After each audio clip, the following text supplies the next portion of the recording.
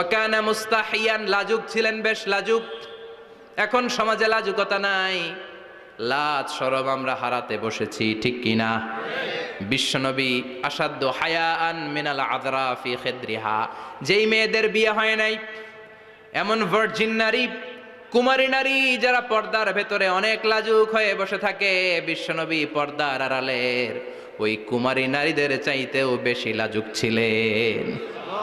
এত লাজুক ছিলেন, এত লাজুক ছিলেন, লজ্জা পেলে চেহারাটা বিশ্বনবীর লাল হয়ে যেত।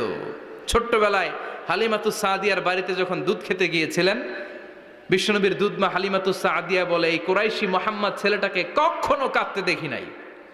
ক্ষুধা লাগলেও কাঁদে না, ব্যথা পেলেও কাঁদে না, শুধু লজ্জাস্থানের জায়গা থেকে কাপড়টা একটু সরে গেলে ছোট্ট মোহাম্মদ চিৎকার দিয়ে ওঠে। কি বুঝে সে?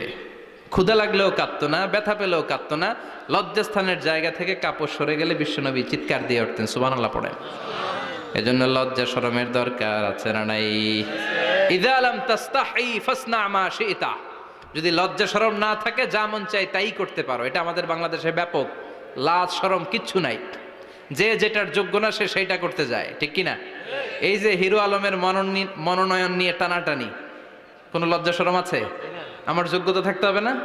আমাকে রাজনীতি জানতে হবে না? আমাকে যদি আজকে বলে মিজানুর রহমান আজহারী আপনি অনেক কোয়ালিফাইড লোক, আপনি কালকেই দেশের প্রধানমন্ত্রী, আমি ওই জায়গায় বেহুশ, কারণ আমার নাই কোনো রাজনৈতিক জ্ঞান, নাই কোনো ডিপ্লোম্যাটিক জ্ঞান, নাই কোনো কূটনৈতিক জ্ঞান, এই কাজ আমার নয়। এজন্য লাজুকতার বড় দরকার। যেখানে যার বসা দরকার সে সেখানে যাবে।